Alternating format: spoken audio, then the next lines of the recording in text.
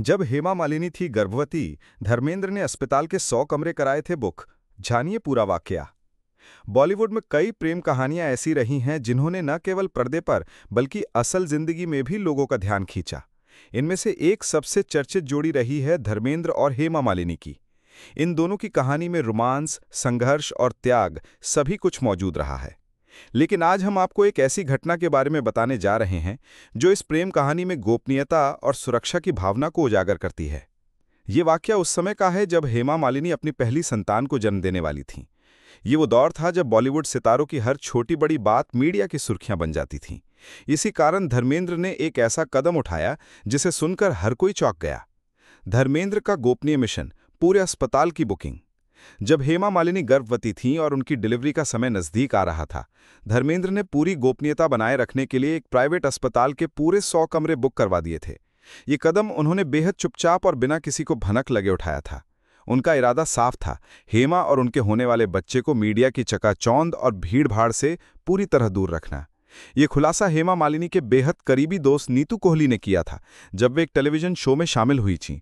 उन्होंने बताया कि कैसे धर्मेंद्र ने यह निर्णय लिया ताकि अस्पताल में किसी अजनबी या मीडियाकर्मी की मौजूदगी न हो और हेमा को पूरी मानसिक और शारीरिक शांति मिल सके। इस निर्णय के पीछे का भावनात्मक पक्ष। धर्मेंद्र हमेशा से अपनी निजी जिंदगी को लेकर बेहद सजग रहे हैं। वो जानते थे कि हेमा मालिनी की गर्भावस्था का पता चलते ही ये खबर हर अखबार की सुर्खी बन जाएगी और शायद कुछ असुविधाजनक परिस्थितियां भी उत्पन्न हो सकती हैं। उस समय सोशल मीडिया नहीं था, लेकिन फिर भी बॉलीवुड की खबरें फौरन फैलती थीं। इसलिए धर्मेंद्र ने यह कदम उठाया ताकि अस्पताल का वातावरण पूरी तरह सुरक्षित और शांत बना रहे। ये न केवल उनकी पत्नी के प्रति उनके प्रेम और चिंता को दर्शाता है, बल्कि एक जिम्मेदार पति और पिता की सोच को भी उजागर करता है। एक अनकहा दर्द, अलग अलग घरों में बसी एक प्रेम कहानी।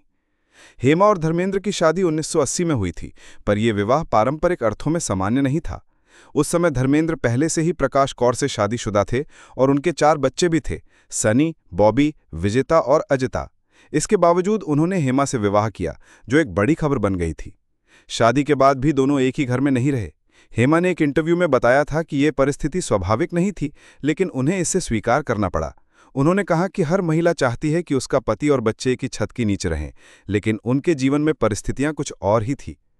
धर्मेंद्र और हेमा की ये अनूठी जीवन शैली आज भी लोगों के लिए चर्चा का विषय है।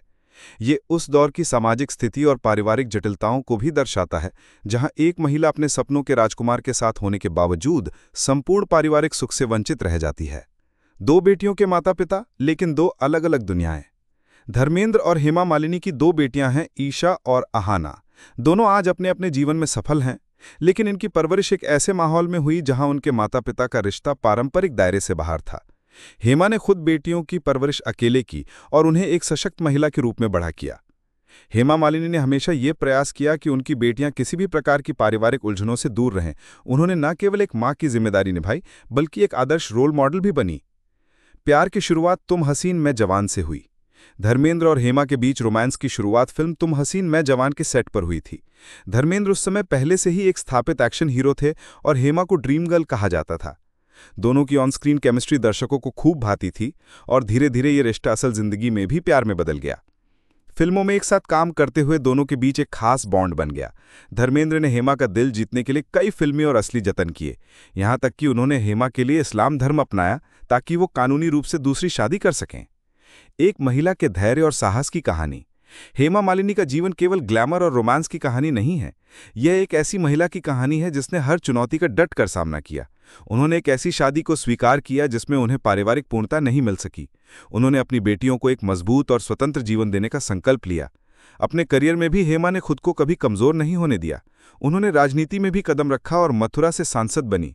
इसके साथ ही वो शास्त्रीय नृत्य, सामाजिक कार्य और फिल्मों में सक्रिय बनी रहीं। बॉलीवुड की सबसे अनूठी प्रेम कहानियों में से एक धर्मेंद्र और हेमा मालिनी की प्रेम कहानी उन विरलों में से एक है जहां प्रेम, समर्पण, त्याग और गोपनीयता सभी कुछ मौजूद हैं। धर्मेंद्र द्वारा अस्पताल के 100 कमरे बुक कराना केवल एक प्रेमी पति की जिम्मेदारी नहीं, बल्कि एक ऐसा कदम था जो उनकी सोच, सजगता और संवेदनशीलता को दर्शाता है। ये कहानी आज के समय में भी उतनी ही प्रासंगिक है, जब सेलिब्रिटीज की हर बात सोशल मीडिया पर वायरल हो जाती है। उस दौर में इतनी गोपनीयता बनाए रखना कोई आसान काम नहीं था, लेकिन धर्मेंद्र ने यह करके दिखाया। निष्कर्ष: एक मूक प्रेम की गर्जना। जहां आजकल प्रेम कहानियां सोशल मीडिया पर लाइक्स और फॉलोअर्स में मापी जाती हैं, वहीं धर्मेंद्र और हेमा की प्रेम गाथा एक अलग ही आयाम देती है। ये एक ऐसा रिश्ता था जो तमाम सामाजिक बाधाओं के बावजूद पनपा, जिया गया और आज भी प्रेरणा देता है। धर्मेंद्र का वो कदम 100 कमरे बुक कराना महज एक किस्सा नहीं, बल्कि प्रेम, सुरक्षा और समर्पण का प्रतीक बन गया है। ये बताता है कि सच्चा प्रेम केवल सार्वजनिक रूप से जाहिर करने का नाम नहीं, बल्कि उस व्यक्ति के लिए खामोशी से सब कुछ कर गुजरने का नाम है जिसे आप दिल से चाहते हैं।